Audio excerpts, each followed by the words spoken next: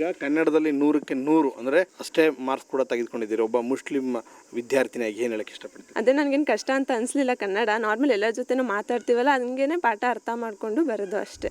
ಈಗ ಸರ್ಕಾರಿ ಶಾಲೆಯಲ್ಲಿ ಈ ಸಾಧನೆ ಮಾಡೋದು ಸುಲಭಲ್ಲ ಅಂತ ನಮ್ಮ ಮಾತು. ನಮ್ಮ ಸರ್ಕಾರಿ ಶಾಲೆ ಕಾಲೇಜ್ ಇರ್ಬೋದು, ಒಳಗಿರೋ ಟೀಚರ್ಸ್ ಎಷ್ಟು ಚೆನ್ನಾಗಿ ಹೇಳ್ಕೊಡ್ತಾರೆ ಅಂದರೆ ಯಾವ ಪ್ರೈವೇಟ್ ಸ್ಕೂಲ್ಗೂ ಏನು ಕಮ್ಮಿ ಇಲ್ಲ. 590 ಮೇಲೆ ಅಂತ ಟಾರ್ಗೆಟ್ ಇಟ್ಕೊಂಡಿದ್ದೆ. ಇವಾಗ ರಿವ್ಯಾಲ್ಯೂಷನ್ಗೆ ಆಗ್ತೀನಿ ಅಂತ ಸರ್ ಹೇಳಿದ್ದಾರೆ.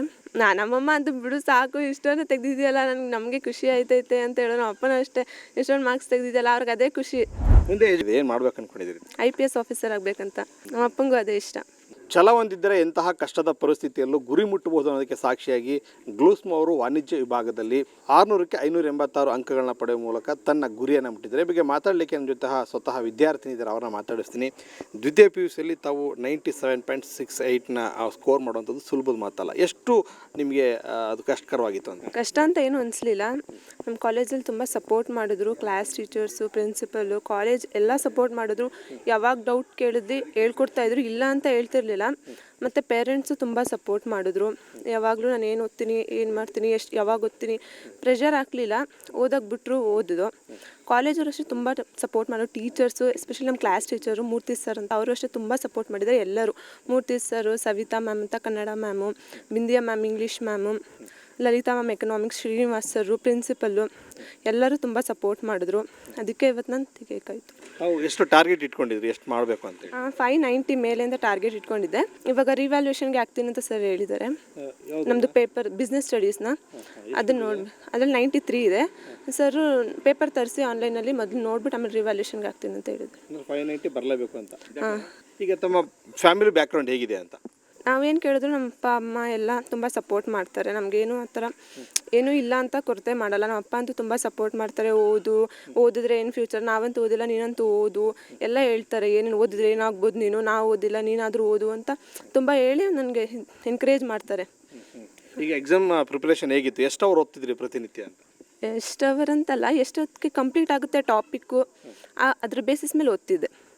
ಆ ಟಾಪಿಕ್ ಎಷ್ಟು ಅರ್ಥ ಮಾಡ್ಕೋತೀವಿ, ಎಷ್ಟು ಕಂಪ್ಲೀಟ್ ಮಾಡ್ತೀವಿ ಅದ್ರ ಮೇಲೆ. ಇಷ್ಟ ಅಟ್ಮಾಸ್ಫಿಯರ್ ಆಗಿತ್ತಾ ನಿಮ್ಗೆ ಓದಲಿಕ್ಕೆ? ಚೆನ್ನಾಗಿತ್ತಾ ಮನೆಯಲ್ಲಿ? ಚೆನ್ನಾಗಿತ್ತು. ನಮ್ಮದು ರೂಮ್ ಇತ್ತು, ರೂಮಲ್ಲಿ ಕುತ್ಕೊಂಡು ಬಾಗಿಲು ಹಾಕೊಂಡು ಓದ್ತಿದ್ದೆ. ಈಗ ಸರ್ಕಾರಿ ಶಾಲೆಯಲ್ಲಿ ಈ ಸಾಧನೆ ಮಾಡೋದು ಸುಲಭಲ್ಲ ಅಂತ ನಮ್ಮ ಮಾತು. ಇಲ್ಲ, ನಮ್ಮ ಸರ್ಕಾರಿ ಶಾಲೆ ಕಾಲೇಜ್ ಇರ್ಬೋದು, ಒಳಗಿರೋ ಟೀಚರ್ಸ್ ಎಷ್ಟು ಚೆನ್ನಾಗಿ ಹೇಳ್ಕೊಡ್ತಾರೆ ಅಂದರೆ ಯಾವ ಪ್ರೈವೇಟ್ ಸ್ಕೂಲ್ಗೂ ಏನು ಕಮ್ಮಿ ಇಲ್ಲ. ಎಲ್ಲರೂ ಅಷ್ಟೇ ತುಂಬ ಸಪೋರ್ಟ್ ಮಾಡ್ತಾರೆ, ಎಲ್ಲ ಹೇಳ್ಕೊಡ್ತಾರೆ. ಒಂದು ಚಿಕ್ಕ ಡೌಟ್ ನಾವು ಒಂದು ಡೌಟ್ ಕೇಳಿದರೆ ರಾತ್ರಿ 10 ಗಂಟೆ ಆದರೂ ಫ್ರೀ ಆದಾಗ ಫೋನ್ ಮಾಡಿ ಇಂಥ ಡೌಟ್ ಇತ್ತಲ್ಲ, ಅದು ಕ್ಲಿಯರ್ ಆಗೈತೆ ನೋಡು, ಹೇಳು ಅಂತ ಹೇಳ್ಕೊಡ್ತಾರೆ. ಅಂದರೆ ಪ್ರೈವೇಟ್ಗಿಂತ ಕೂಡ ಗೌರ್ಮೆಂಟು ಒಳ್ಳೆ ಎಜುಕೇಷನ್ ಇದೆ ಅಂತ ಹೇಳ್ತೀವಿ. ಒಳ್ಳೆ ಎಜುಕೇಷನ್. ಟೀಚರ್ಸ್ ಅಷ್ಟೇ ಎಷ್ಟು ಸಮಾಧಾನದಿಂದ ಹೇಳ್ಕೊಡ್ತಾರೆ. ನಮ್ಗೆ ಅರ್ಥನೇ ಆಗ್ತಿರೋ ಕೆಲವೊಂದು ನಮಗೆ ಪೇಷನ್ಸ್ ಹೊಟ್ಟೋಗ್ಬಿಡುತ್ತೆ, ಕಳ್ಕೊಬಿಡ್ತೇವೆ. ಆದರೆ ಅವ್ರು ಕಳ್ಕೊಡ್ರೆ ಆಗುತ್ತೆ, ಮಾಡು ಮಾಡು ಅಂತ ಹೇಳ್ಕೊಡ್ತಾರೆ. ಈಗ ಕನ್ನಡದಲ್ಲಿ 100ಕ್ಕೆ 100 ಅಂದರೆ ಅಷ್ಟೇ ಮಾರ್ಕ್ಸ್ ಕೂಡ ತೆಗೆದುಕೊಂಡಿದ್ದೀರಿ. ಒಬ್ಬ ಮುಸ್ಲಿಂ ವಿದ್ಯಾರ್ಥಿನಿಯಾಗಿ ಏನು ಹೇಳಕ್ಕೆ ಇಷ್ಟಪಡ್ತೀವಿ? ಏನಿಲ್ಲ, ನನಗೇನು ಕನ್ನಡ ಕಷ್ಟ ಅಂತ ಏನು ಅನಿಸ್ಲಿಲ್ಲ ಯಾವತ್ತೂ. ಕನ್ನಡ ಎಲ್ಲರ ಜೊತೆ ಮಾತಾಡ್ತೀನಿ, ಕಾಲೇಜಲ್ಲಿ, ಸ್ಕೂಲಲ್ಲಿ ಎಲ್ಲ. ಮತ್ತು ನಮ್ಮ ಕನ್ನಡ ಮ್ಯಾಮ್ ಸವಿತಾ ಮ್ಯಾಮ್ ಅಂತ, ಅವರು ಅಷ್ಟೇ ತುಂಬ ಸಪೋರ್ಟ್ ಮಾಡಿ ಎನ್ಕರೇಜ್ ಮಾಡ್ತಾಯಿದ್ರು. ಅದೇ ನನಗೇನು ಕಷ್ಟ ಅಂತ ಅನಿಸ್ಲಿಲ್ಲ. ಕನ್ನಡ ನಾರ್ಮಲ್ ಎಲ್ಲರ ಜೊತೆನೂ ಮಾತಾಡ್ತೀವಲ್ಲ, ಹಂಗೇನೆ ಪಾಠ ಅರ್ಥ ಮಾಡಿಕೊಂಡು ಬರೋದು ಅಷ್ಟೇ. ಕಾಲೇಜ್ ಟಾಪರ? ಹಾಂ, ಕಾಲೇಜು ಫಸ್ಟ್. ಸೆಕೆಂಡ್ ಸರ್ ಯಾರು ಬರ್ತಾರೆ? ಗೊತ್ತಿಲ್ಲ. ಇಬ್ರದ್ದು 586 ಇದೆ ಅಂತ ಸರ್ ಹೇಳಿದ್ರು. ಈಗ ರಿವ್ಯಾಲ್ಯೂಷನ್ ಹಾಕ್ಲೇಬೇಕು ಅಂತ ಅಂದ್ಕೊಂಡಿದ್ದಾರೆ ಬಿಸ್ನೆಸ್? ಫಸ್ಟು ಸರ್ ಪೇಪರ್ ನೋಡ್ತೀನಿ ಅಂತ ಹೇಳಿದ್ದಾರೆ, ಆನ್ಲೈನಲ್ಲಿ ತರಿಸಿ ನಿನ್ನೆ ಅಪ್ಲೈ ಮಾಡಿದ್ದಾರೆ. ಫಸ್ಟ್ ಅದು ಬರಬೇಕು. ಓಕೆ, ಅಂದ್ಕೊಂಡಾಗೆ 590 ದಾಡ್ತಾ ಇದ್ರು ಕೂಡ 586 ಬಂದಮೇಲೆ ಏನು ಅನಿಸ್ತು ತಮಗೆ? ಸ್ವಲ್ಪ ಅಂತ ಅನಿಸ್ತು. 590 ಮೇಲೆ ತೆಗಿಬೇಕಿತ್ತಲ್ಲ, ಇದೇನಾಯಿತು ಅಂತ. ಅದು ಸರ್ ಏನು ಇದು ಮಾಡಬೇಡ, ಒಳ್ಳೆ ಮಾರ್ಕ್ಸ್, ಫಸ್ಟ್ ಅದನ್ನು ರಿವ್ಯಾಲ್ಯೂಷನ್ಗೆ ಹಾಕೋಣ ಅಂತ ಹೇಳಿದ್ರು. ಪೇರೆಂಟ್ಸ್ ಯಾವ ಥರ ಹ್ಯಾಪಿ ಆದರು? ನಮ್ಮಮ್ಮ ಅಂತೂ ಬಿಡು ಸಾಕು, ಇಷ್ಟೊಂದು ತೆಗ್ದಿದೆಯಲ್ಲ, ನಮಗೆ ಖುಷಿ ಆಯ್ತೈತೆ ಅಂತ ಹೇಳೋ. ನಮ್ಮ ಅಪ್ಪನೂ ಅಷ್ಟೇ, ಇಷ್ಟೊಂದು ಮಾರ್ಕ್ಸ್ ತೆಗ್ದಿದ್ದಲ್ಲ, ಅವ್ರಿಗೆ ಅದೇ ಖುಷಿ. ಅಷ್ಟೇ ತೆಗ್ದಿದ್ದಕ್ಕೆ ಇನ್ನು 2ರಲ್ಲಿ 100 ತೆಗಿಬೇಕು ತಾನೆ ಅಂತ ನಮ್ಮ ಅಪ್ಪ ಹೇಳ್ತಾಯಿದ್ರು. ಮುಂದೆ ಎಜುಕೇಷನ್ ಪ್ಲಾನ್ ಏನಿದೆ, ಏನು ಮಾಡ್ಬೇಕು ಅಂದ್ಕೊಂಡಿದ್ದೀರಿ? ನನಗೆ UPSC ಎಕ್ಸಾಮ್ ಬರಿಬೇಕಂತ ಅಂದ್ಕೊಂಡಿದ್ದೀನಿ.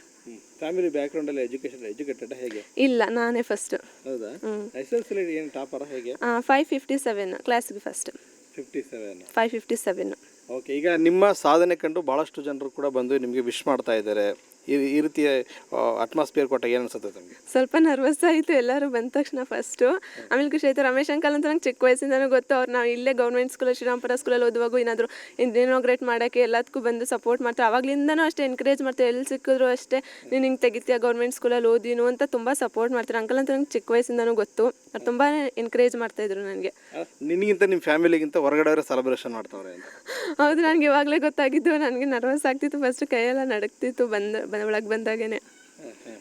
ಯು ಪಿ ಎಸ್ ಸಿ ಮಾಡಿ ಪಾಸ್ ಮಾಡ್ಬೇಕಂತ ತಮ್ಮ ಆಸೆ. IPS ಆಫೀಸರ್ ಆಗಬೇಕಂತ ನಮ್ಮ ಅಪ್ಪಂಗೂ ಅದೇ ಇಷ್ಟ. ಈ ರೀತಿ IPS ಆಫೀಸರ್ ಆಗಬೇಕು ಅಂತ ಯಾಕೆ ಅನ್ನಿಸ್ತು ತಮಗೆ?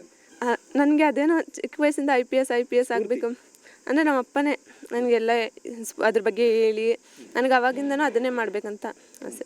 ಈಗ ಕಾಲೇಜೆಲ್ಲ ಲೆಕ್ಚರ್ಸ್ ಎಲ್ಲ ಏನು ಹೇಳ್ತಾರೆ ತಮಗೆ? ಲೆಕ್ಚರರ್ಸ್ ಎಲ್ಲ ಫೋನ್ ಮಾಡಿದ್ರು, ವಿಶ್ ಮಾಡಿದ್ರು. ಕನ್ನಡ ಮ್ಯಾಮು ಅಷ್ಟೇ ಫೋನ್ ಮಾಡಿ ವಿಶ್ ಮಾಡಿದ್ರು, ಎಲ್ಲರೂ ವಿಶ್ ಮಾಡಿದ್ರು. ನೋಡಬೇಕು ರಿವ್ಯಾಲ್ಯೂಷನ್ ಹಾಕಿದ್ಮೇಲೆ. ಈಗ ನಿಮ್ಮ ರಿಲೇಷನ್ಸ್ ಎಲ್ಲ ಯಾವ ರೀತಿ ಹ್ಯಾಪಿ ಆಗಿದ್ದಾರೆ ಈ ವಿಚಾರ ಕೇಳಿ? ರಿಲೇಷನ್ಸ್ಗೆಲ್ಲ ಇನ್ನೂ ಜಾಸ್ತಿ ಗೊತ್ತೇ ಇಲ್ಲ ಅನಿಸುತ್ತೆ. ರಿಲೇಟಿವ್ಸ್ಗೆಲ್ಲ ಸ್ವಲ್ಪ ಜನ ಗೊತ್ತು ಅಷ್ಟೇ, ಅವರೆಲ್ಲ ಹ್ಯಾಪಿ ಆದರು. ಇಲ್ಲಿ ಸ್ವೀಟ್ಸ್ ಎಲ್ಲ ಕೊಟ್ವಲ್ಲ ಅವರೆಲ್ಲ ಹ್ಯಾಪಿ ಆದರು.